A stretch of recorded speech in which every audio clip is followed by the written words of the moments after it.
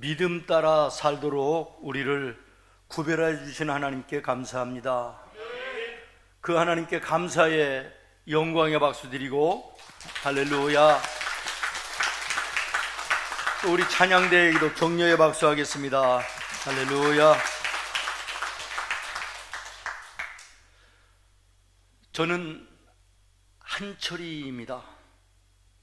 그런데 제가 있는 곳이나 하는 일에 따라서 제 이름이 바뀌어집니다. 예를 들어서 지금처럼 교회에서 말씀을 전하거나 우리 성도님들의 신앙을 인도하는 여기에서는 목사라 이렇게 불려지지요. 그러나 집으로 돌아가면 남편 또는 아버지로 이름이 바뀝니다. 또 가정 밖으로 나가서 어느 모임에서 앞에 인도하는 이런 그 선교회에서는 저를 회장님이라고 부릅니다. 하는 일에 따라서 이름이 바뀌어지지만은 그러나 저는 한 사람, 한철이인 것이지요. 우리가 하나님을 설명할 때도 100% 완전한 것은 아니지만 비슷하다고 생각을 하는데요. 하나님은 한 분이십니다. 그런데 성경에 보면 창조의 사역을 주로 하실 때는 성부 하나님 이렇게 말하고요. 모든 인류를 사랑하시고 구원하시는 이 구원의 사역을 중점적으로 일하실 때는 성자 예수님이다 이렇게 부릅니다. 또 하나님과 인간 사이에서 원만하게 하고 아름답게 하고 교통하게 하시는 이런 일을 하실 때에는 성령 하나님 이렇게 부릅니다. 다시 말하면 주로 하시는 사역에 따라서 하나님의 이름이 성부, 성자, 성령으로 바뀌고 있다는 것이에요. 그러나 하나님은 한 분이시다. 이것이 신학적으로 얘기하면 삼위일체 하나님인 것입니다. 우리가 잘 아는 고린도후서 13장 13절 축도할 때 유명한 말씀이잖아요. 여기에 보면 이 말씀이 그대로 증명되어 나타나게 되어지지요. 예수 그리스도의 은혜. 어떤 은혜입니까? 나를 위하여 십자가에 피 흘리신, 그리고 그 보혈로 내가 죄가 사함받고 구원받은 하나님의 자녀가 된 이 은혜, 이게 예수 그리스도 우리를 향하신 베푸신 은혜입니다. 그 다음에 하나님의 사랑은 어떤 사랑입니까? 우리를 사랑하심으로 하나밖에 없는 독생자 아들을 이 땅 위에 보내 십자가에 매달기까지 우리를 사랑하신 그 하나님의 극진하신 사랑, 그 사랑을 말하는 것입니다. 그 다음에 성령의 교통하심이, 저는 오늘 이 성령의 교통하심이라고 하는 말씀을 나누면서 함께 은혜를 받으려고 합니다. 왜냐하면 다음 주일이 성령 강림주일이기 때문에 그래요. 그래서 오늘 우리가 성령에 대해서 좀 나누고 다음 주일 성령 강림주일에 정말 성령으로 충만한 하나님의 백성들로 거듭나는 놀라운 은혜가 있었으면 좋겠다. 그래서 오늘 이 성령에 대한 말씀을 나누려고 하는 것입니다. 앞에서 말씀드린 것처럼 성령의 교통하심이라는 이 말씀은 성령께서 하시는 일은 하나님과 나 사이에 장애물을 제거하시고 없애주시며 하나님과 우리가 원만하게 소통할 수 있도록 그 일을 하시는 분이 성령 하나님이다라는 것입니다. 그러면 하나님과 우리 사이에 가장 소통을 가로막는 문제가 무엇입니까? 사람의 힘으로도 해결할 수 없고 세상의 어떤 과학이나 의학이나 방법으로 해결할 수 없는 가로막는 장벽이 있습니다. 잘 알고 있는 죄입니다. 여러분, 이 죄의 문제는 세상 어디에서도 해결받지 못합니다. 오직 성령을 통하여 하나님과 나 사이에 막힌 담이 무너지는 것입니다. 예수님의 십자가의 보혈만이 이 죄의 문제를 무너뜨리고 씻어내고 하나님과 우리를 교통하게 하는, 그래서 소통이 이루어지게 하는 놀라운 역사를 가져오게 되는 것입니다. 로마서 8장 1절로 2절 말씀을 보면, 그러므로 이제 그리스도 예수 안에 있는 자에게는 결코 정죄함이 없나니 이는 그리스도 예수 안에 있는 생명의 성령의 법이 죄와 사망의 법에서 너를 해방하였음이라. 부부간에 마음이 통하고 말이 통하면 정말 그 가정은 살맛 나는 가정이죠. 사람과 사람 사이에 마음이 통하고 말이 통해도 세상은 살맛 나요. 여러분, 친구들과 이웃들과 동료들과 우리 믿음의 식구들과 이 관계가 소통되어지면 정말 살맛 나요. 그런데 이것이 안 되면 그야말로 가정이 아니라 그냥 집일 뿐이고요. 사람의 관계 속에서 세상의 사회생활이나 신앙생활에서도 정말 힘들고 어려울 수밖에 없는 것이죠. 사랑하는 여러분, 성령이 임재하시면 하나님과 나 사이에 소통이 이루어지게 됩니다. 그러면 하나님의 나라를 이 땅에 사는 놀라운 은혜 풍성한 삶을 우리가 살게 되는 거예요. 오늘 여러분의 삶 속에 혹시 답답하고 막혀있고 뭔가 힘들고 곤고한 거 있습니까? 혹시 하나님과 나 사이에 이 죄의 문제가 가로막고 있는 것은 아닌가 돌아봐야 되고, 성령을 의지해서 예수 그리스도의 십자가의 보혈로 이 죄의 문제가 깨트려지고 무너지고 녹아져야만 하나님과 나 사이에 소통이 이루어지고, 그 소통이 이루어져야만 우리 삶이 형통하고 은혜로 풍성한 복되고 아름다운 삶이 될 수 있음을 기억하시기를 바랍니다. 그 다음에 두 번째로, 성령이 임하시면요 우리의 약함을 도와주십니다. 우리의 부족함을 채워주십니다. 로마서 8장 26절, 이와 같이 성령도 우리의 연약함을 도우시나니. 믿습니까? 성령이 우리의 연약함을 도우신다.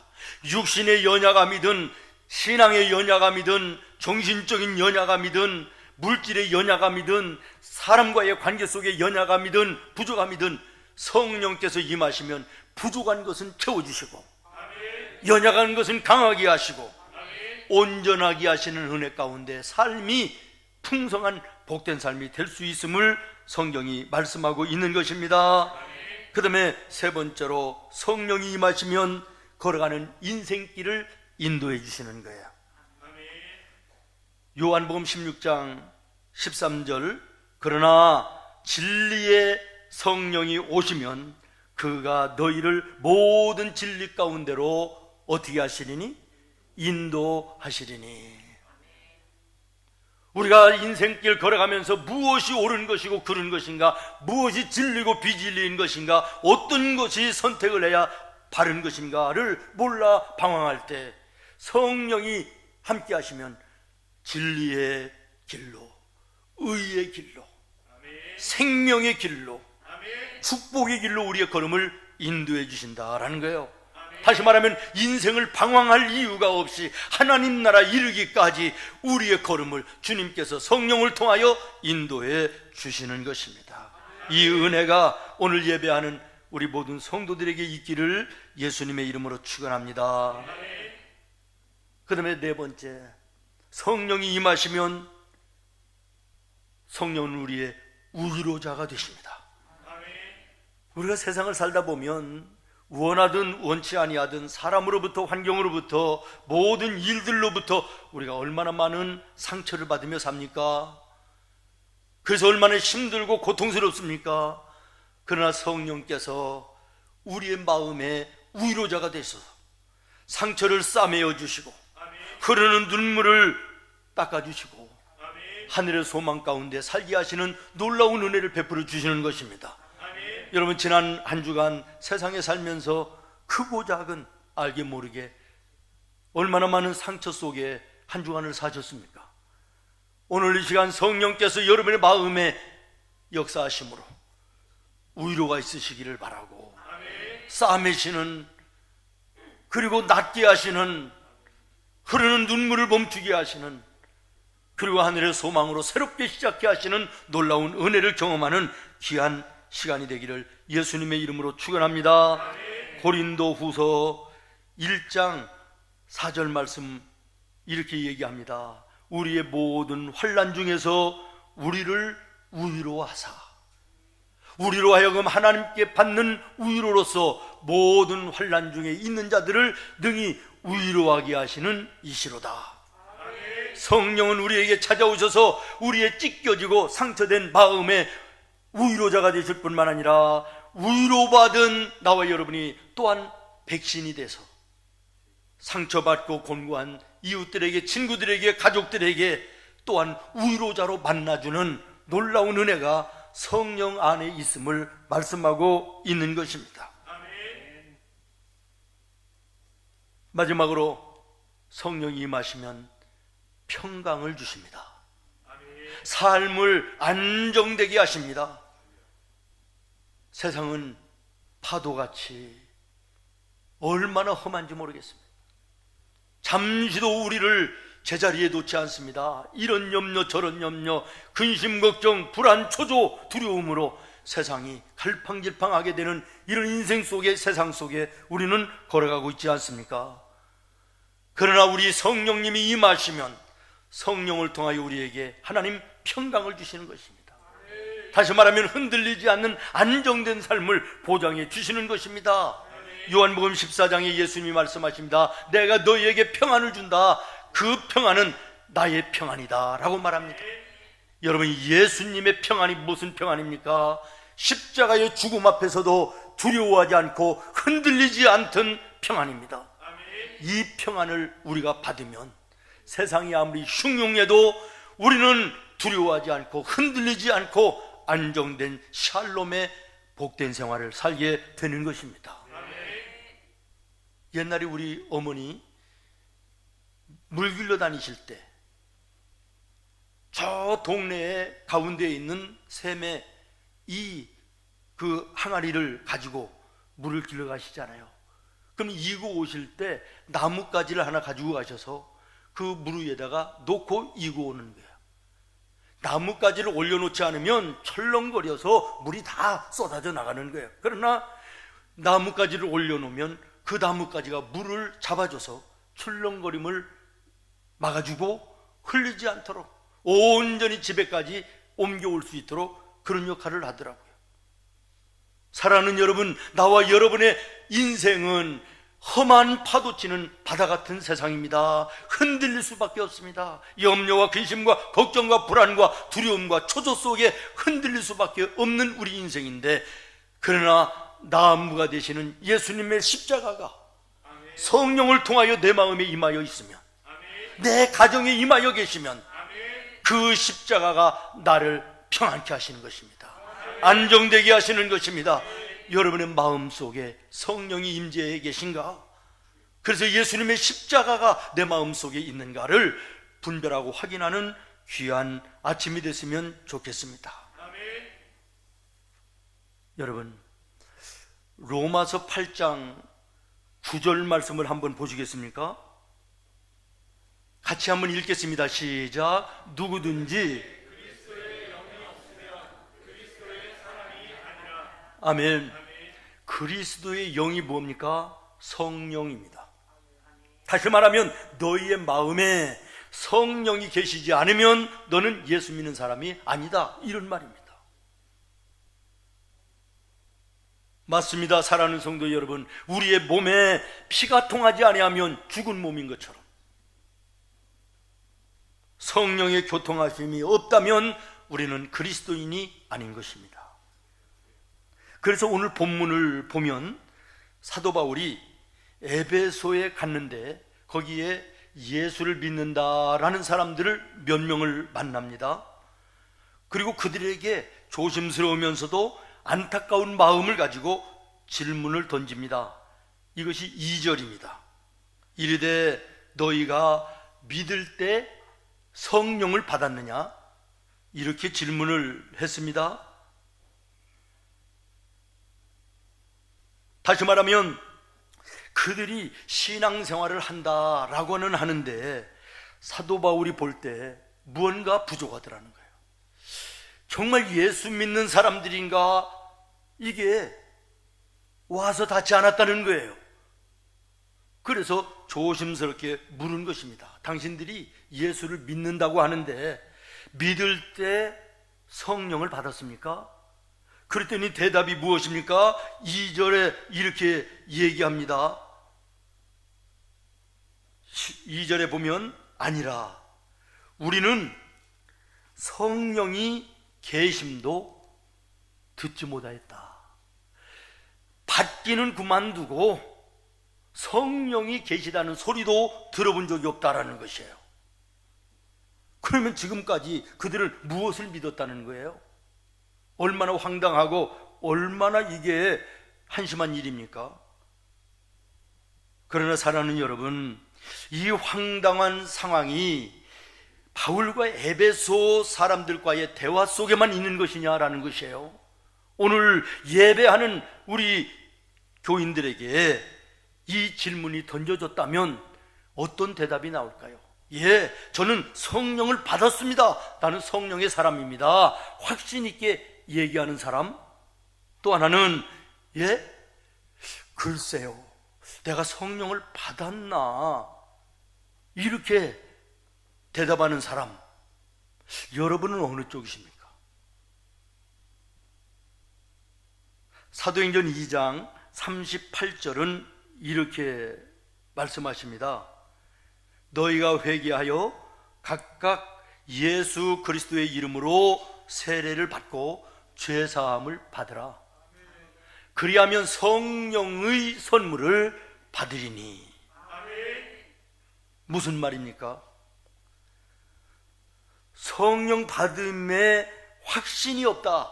이것은 내가 예수를 믿는다라고 하는 여기에도 확신이 없는 사람이다, 그런 이야기예요. 다시 말하면 내가 예수님을 나의 구주로 믿는 믿음이 있다면 나에게는 이미 성령이 계시다라는 말이 되는 거예요. 아멘. 여러분 예수님을 믿으십니까? 아멘. 그러면 여러분의 마음속에 성령은 이미 함께 하신다는 거예요. 아멘. 그런데 오늘 많은 성도들이 예수를 믿는다라고 하는 얘기하면서 성령을 받으셨습니까? 라고 하는 이 질문에 받았나? 나는 정말 성령 내 마음속에 계신가? 이런 분들이 이게 한두 명이겠습니까? 오늘 이 확신이 우리 모두에게 확실해지기를 예수님의 이름으로 축원합니다. 아멘. 여러분 한번 따라하겠습니다. 나는 예수 믿는 성도다. 나는 예수 믿는 성도다. 나를 가리키며 하겠습니다. 나는 예수 믿는 성도다. 나는 예수 믿는 성도다. 그러므로 성령이 나와 함께 하신다. 믿습니까? 아멘. 여러분 이 믿음과 이 확신을 가지고 인생을 살면요 겁날 거 없습니다. 아멘. 이 확신이 부족하니까 우리 늘 넘어지고 흔들리고 불안정한 삶을 사는 거예요. 이 확신만 있으면 인생 문제 없는 것입니다. 넘어질지라도 일어나는 것이고 흔들릴지라도 바로 서는 것이고 아멘. 심지어 실패의 바닥에 떨어져도 다시 일어나는 놀라운 역사가 나타나는 것이에요. 앞서서 말씀을 드렸습니다. 성령이 임재해 계시면 죄의 문제가 해결되어 죄에서 자유하고 아멘. 하나님 나라를 이 땅에 이루는 풍성한 은혜의 삶을 살게 된다. 아멘. 성령이 임재하시면 약한 것이 강하게 되고 부족한 것이 채워지는 은혜 속에서 온전한 아름다운 삶을 살게 되는 것이다. 아멘. 성령이 임하시면 나의 걸어가는 인생길을 성령께서 인도하여 주셔서 진리의 길로 의의 길로 하나님 나라 가기까지 변함없이 함께 하신다. 아멘. 삶에 지치고 상처된 마음의 위로자가 되시고 아멘. 험한 인생길에 우리를 평안하게 하시며 예수 안에 복되고 형통한 은혜의 길로 인도하시는 것입니다. 우리는 이미 예수를 믿는다면 이 엄청난 은혜를 이미 받은 자들이에요. 아멘. 이것을 누리며 살 수 있는 자격자인 것이에요. 그런데 이것을 발견하지 못하고 이것을 확신하지 못하고 인생을 걸어가고 신앙의 길을 걸어간다는 것은 얼마나 비극입니까? 작년인가요? 작년 추수감사절 때 제가 그런 얘기를 했습니다. 제 후배 목사님이 안양에서 목회하는데 늘 그 골목을 이렇게 지나다니려면 아주 옷도 제대로 못 입으신 할아버지 한 분이 80은 넘어 보이시는데 바짝 마른 모습으로 피골이 상접해가지고 문 앞에 이렇게 문 열어놓고 멍청 이렇게 쳐다보고 계신데 너무 불쌍하고 안 돼서 그냥 먹을 걸 갖다 드리면 좀 자존심이 상하실까봐 동사무소를 통해서 교회에서 보낸 선물들을 좀 보내달라고 그 할아버지 집에 전달해달라 이렇게 얘기를 했더니 동직원들이 그러더래요. 아이고 목사님, 그 할아버지요 통장에 수억이 있습니다. 현찰로 가지고 있는 것도요 수천만 원 가지고 있습니다. 동사무소에서 파악을 해보니까 그러더래요. 여러분, 돈이 아무리 수천 수억이면 뭐합니까? 이것을 발견하지 못하고 이것을 쓰지 못하고 누리지 못하면 이거 무슨 의미 있는 거예요? 휴지 조각 아니에요? 종이 조각 아닙니까? 오늘 하나님께서 나와 여러분에게 예수님을 나의 구주로 영접할 때 성령을 선물로 주셨다고 그랬어요. 그러므로 예수 믿는 내가 확실하면 내게는 이미 성령이 함께 하시는 것이고 그 성령은 지금 말씀대로 죄의 문제에서 해결하여 하나님과 교통하게 하시고 이 땅에 풍성한 하나님 나라를 사는 은혜가 있다는 거예요. 약한 것은 도와주시고 부족한 것은 채워주시고 상처난 것은 위로해 주시고 의의 길로 인도하여 주시고 세상 속에 평안하게 하나님 나라에 이를 때까지 동행해 주는 놀라운 은혜가 오늘 이미 나와 여러분에게 주어졌음을 발견하시기를 바라고 이것을 이 땅 위에 누리며 사는 복된 삶이 되기를 바라요. 누릴 뿐만 아니라 나누어 줄 수 있는 나와 여러분 됐으면 좋겠습니다. 말씀을 마치겠습니다. 사랑하는 성도 여러분, 성경을 보십시오. 이 성령의 함께 하심을 깨달은 자들이 새 시대를 열었던 것을 보게 되는 것입니다. 사도행전 1장에 성령이 임재하시는 모습이 나타납니다. 그리고 말씀하십니다. 성령이 임하면 너희들에게 능력이 생길 것이다. 믿습니까? 예루살렘과 유대와 사마리아와 땅끝까지 이르러 너희는 나의 증인이 될 것이다. 성령의 이 사실을 깨달은 제자들이 다시 일어나 세상을 향하여 뛰쳐나가 예수님의 복음과 예수님의 사랑을 전했습니다.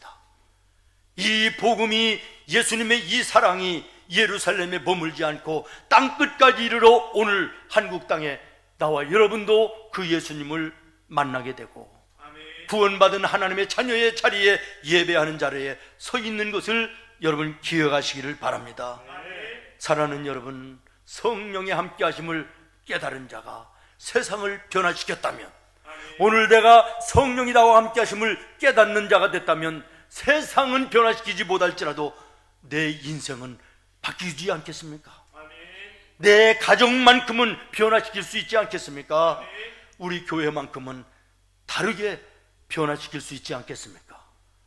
오늘 성령이 나와 함께 하심을 다시 한번 깨닫고 확인하는, 그리고 누리며 사는 나와 여러분의 은혜 풍성한 삶이 되기를 예수님의 이름으로 축원합니다. 기도하겠습니다.